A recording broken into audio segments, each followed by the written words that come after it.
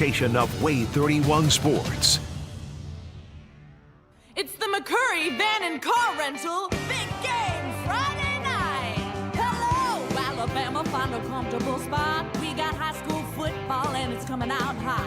Now here we are and the lights are shining bright. We've always been. Yeah, Wave 31 is rocking all right.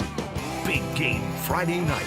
Max Cohan, Trevor Denton. It's the McCurry Van and Car Rental Big Game Friday night.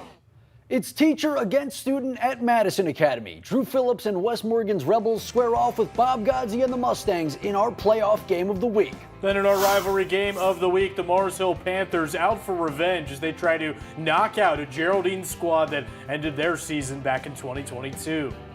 Hello and welcome into the final Big Game Friday night of the 2024 season. Max Cohan here with the one and only Trevor Denton. And Trevor, we've seen an amazing season of high school football. The best part, it's not over yet. Yeah, not quite yet. Hard to put into words just how many great games we've seen this season. And now in round 2 of the playoffs, zero room for error. A win is the only path forward, and no one is ready to take off those pads for the year just yet. Yeah, we had a number of great matchups tonight, but none bigger than the one at Madison Academy. West Morgan head coach Drew Phillips going up against his former head coach in Madison Academy's Bob Godsey with the season on the line. So let's head out to Slaughter Road where Paige Meyer has our look at the playoff game of the week. It was a defensive battle early on tonight here at Madison Academy. You could tell that both teams really wanted this playoff win as neither let any points up on the scoreboard in the first quarter. But eventually, West Morgan broke the ice, taking this game 28-7. For week 2 of high school football playoffs, it was a tough matchup at Bill Washington Stadium between the Mustangs and the Rebels. Undefeated West Morgan took on 7-4 Madison Academy at home. The Mustangs start us off tonight, but the Rebels defense holds them off. And after a few tedious plays and a sack here by West Morgan's Jalen McGuire, the ball is turned over to the Rebels. But West Morgan's attempt for redemption is no good as the Mustangs defense doesn't let up. And with no points up on the board at the end of the first quarter, we jump to the second. West Morgan now in possession, and the ball is handed off here to Cole Thorne, getting the Rebels a first down. And the first downs keep on coming as Makari Johnson completes this catch, getting his team some yards. Johnson with the ball again, making a run for the end zone and just making it in for the first points up on the board for the night. The Mustangs were hungry for redemption but couldn't punch back, nearly fumbling the ball away, facing 4th and long. West Morgan now with the ball again. A pass to Tyshawn Tucker is bobbled but completed to move the chains. And with less than 30 seconds left on the clock, the ball is thrown to Ty Jones, and he's got a clear path into the end zone, putting the score 14-0 West Morgan at the half. We're at Madison Academy right now. I'm joined with West Morgan head coach Drew Phillips. How are you feeling right now? I feel great. I'm so proud of our players that came out with some adversity early on in the game. And, I couldn't be more proud. The fans showing up today and treating it like a home game. And I'm just excited for our players and the staff, everybody. You guys are still undefeated and moving on to week 3 of the playoffs. When you started the season, did you think you'd be where you're at right now? Our focus is a day at a time, practice at a time, a rep at a time, in the weight room, the film room, and in practice. And I feel like our guys did a tremendous job of just focusing on that. And, when you do that, and you got good players, you're able to accomplish things that we've been able to do. Like you said, you guys started out a little bit slow, but obviously you came out a little bit on top. So what did you think that you did better as the game started going on? I thought we stayed the course. Defense played the lights out. Offense was able to control the game. I thought as the game went, we controlled the line of scrimmage. We made some big plays in special teams. So really across the board, I thought we answered. Our players responded, and just a collective team, staff, everybody effort. So proud. Now it's finally your season at Madison Academy. You once played for their head coach. So how does it feel now that you took the game tonight? At the end of the day, it's about our players, and that makes it a little bit more special because of the amount of respect that I have for him and his entire staff. They're a good team. They're going to be good. They're going to keep being good as long as he's leading the group. So, it feels good, but at the same time, I don't like seeing them go home. I'm glad it was not us. But at the same time, I feel for him, and I know how that feels. And so, I respect him so much and love him to death. So you guys won tonight. Is there something you want to say to the players that potentially watching? I love you, dudes. They know I love them, and I know they love us. I'm so proud of the town of Trinity. Rebel Nation showed out, so I couldn't be more proud to be part of this team.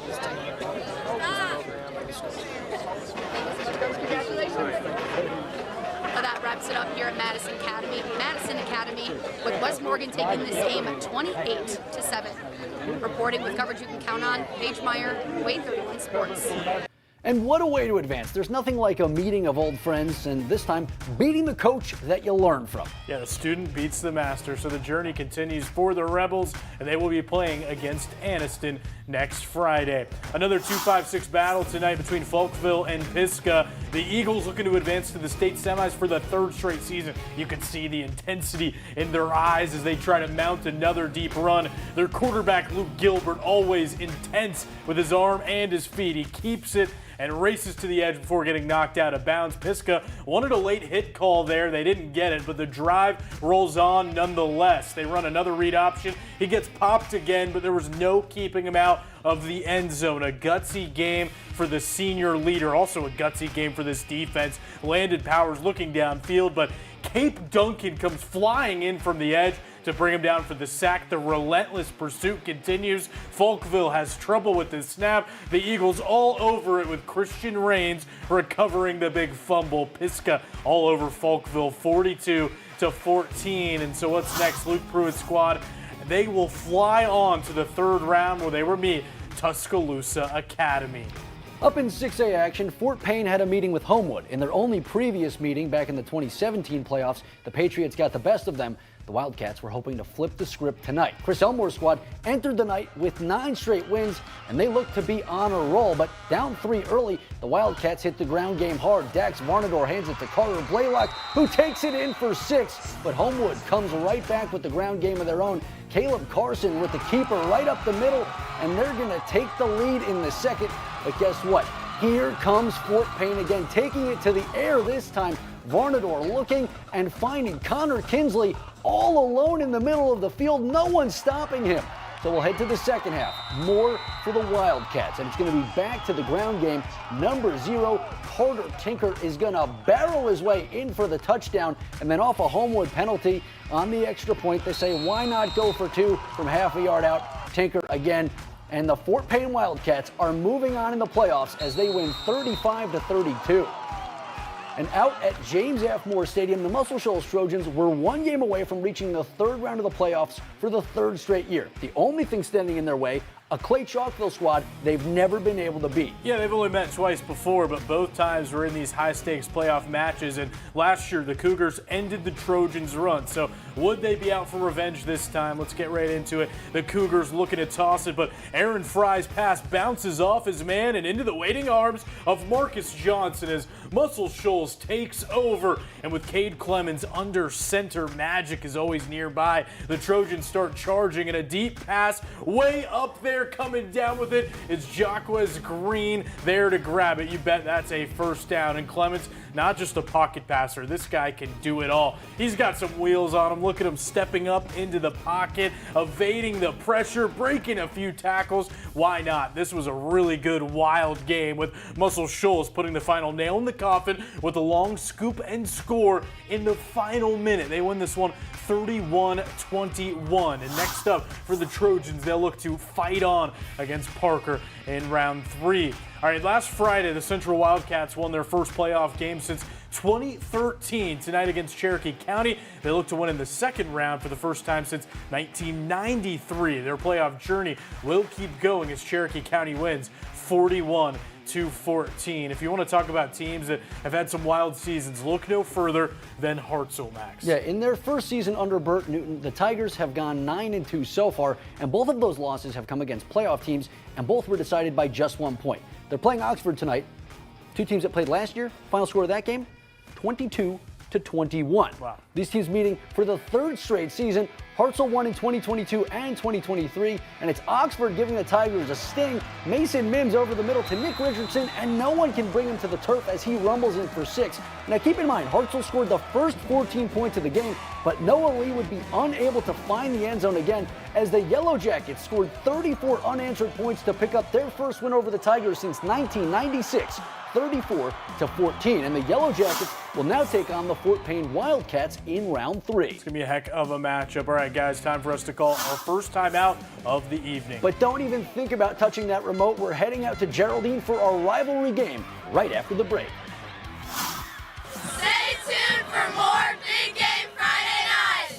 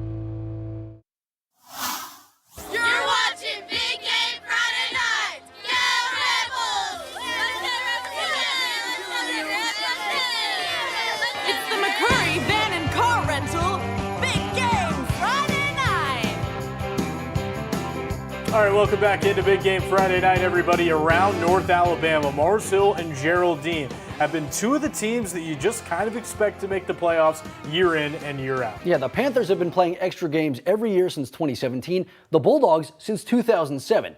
Both these squads have title dreams, so let's see who got a game closer to that goal tonight. Michael Davis trying to get his guys amped up, and whatever he said worked because Jordan Langford takes off for this touchdown, showing off the emotion as he crosses the goal line with this late score. But the Panthers are going to claw right back. Hudson Higgins on the carry, and he is a mover and a shaker, diving in for 6 as Mars Hill goes in front in the 4th. The Bulldogs would have one last chance, needing a score to keep their season alive, but John Beck-Wade's pass winds up going the other way as Isaiah Owens picks it off to put the finishing touches on Mars Hill's win, 27-21. Well, it took a lot of guts and it's a lot of heart to beat these guys, and it's their first time in this 3A North to be able to get to the 3rd round, so we're excited. Oh, it was a great game. I mean, they just took the ball and controlled it. We fought, and we came over here 2 years ago when they beat us, and it's just really tough to win 3A North, and just really proud of our effort. And the Panthers will keep it going next Friday when they will take on Winfield. Back out in the Shoals, the Brooks Lions have been roaring under Tim Bowens. Tonight, they hosted Alexandria as they look to advance to the 3rd round in back-to-back seasons. That would be the first time they've ever done that since the late 2000s. This marked the first meeting between the Lions and the Cubs since '07. Brooks was up 28-14 at the half, but here come the Cubs. Cole Wheeler floating one downfield. Quendavion McDowell going up in the air to make the contested grab. Alexandria knocking on the door. They just decide we'll go around it with the end around to Jeffrey Beeson in for the score on this big night for boxing. Here things are going great over on Netflix. Brooks still looking for the knockout punch. Garrett Burroughs able to complete it to Slade Vandervelde for the big gain, but the Lions end up getting stuffed at the goal line and they have to settle for a field goal. But in the end of the day, it is Brooks winning 41-35. So next up for them, they'll play Cherokee County in round 3. Huge win for Brooks today. And Max, I think it's about time we show the defense some love here in a few seconds. Yeah, you said it, Trev. Stick around for our defensive play of the day right after the break. Stay tuned for more Big Game Friday night. Go Trojans!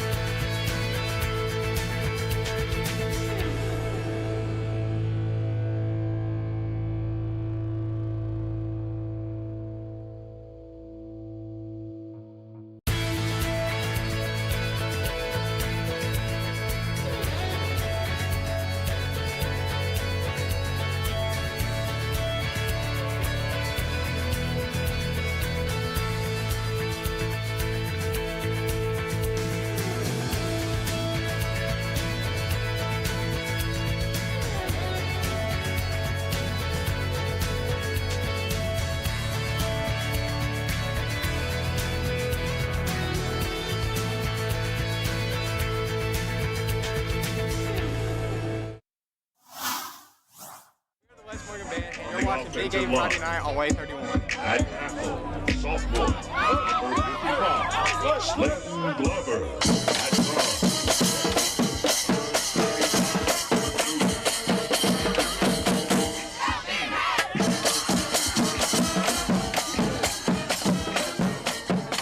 At drum. Full drum kit in the stands? Is that what I'm seeing? Oh, he was ripping it there. That entire band. Look at that guy right there with the drums. They had a whole percussion section there. West Morgan, elite team. If you're going to have an elite team, you got to have an elite band behind them. They overpowered the PA system. How hard is that? That was pretty cool. The music was going crazy. Then they were going, have you gotten your drum set yet that we were talking about last week? I did. I do have an electronic drum kit. My neighbors probably hate me, but that's not the point. You ripping on that? You shredding? I'm not good, but we need that. I don't have a recording contract. That's okay. We'll get it going pretty soon. Well, maybe it's time we shift our focus. Definitely time, probably. It's only fair. And Max, let's move over to the defensive side of the ball. There was a really, really big one we just saw a little while ago, right? Yeah, I think it was an obvious one this week. Kind of hard to deny it. Here's the situation. Geraldine needing a score to keep their season alive. But guess what? It's going the other way. Mars Hill picks it off. It is going to be Isaiah Owens taking it the other way. The final blow as the Panthers advance to the third round yet again. Just a major play in a major moment. Obviously, our defensive play of the day. Cool when you see the defense step up in a big moment like that. Out in Scottsboro, Tyler Van has stepped up as the Wildcats head coach, doing things we haven't seen since Bo Nix was their quarterback. With the region title already under their belt, the Cats look to win multiple playoff games in a season for the first time since 2016 when they hosted Ramsey. But this Ramsey defense is stingent, shutting out 5 of their last 6 opponents. Is that a word? I think I meant stringent. We'll figure it out. We know what's going on here. It's a 4th down attempt. They're going for the fake punt, down 34-12. But look at that. The Ramsey defense I mentioned, trampling them for a turnover on down. Scottsboro gets the ball back with less than a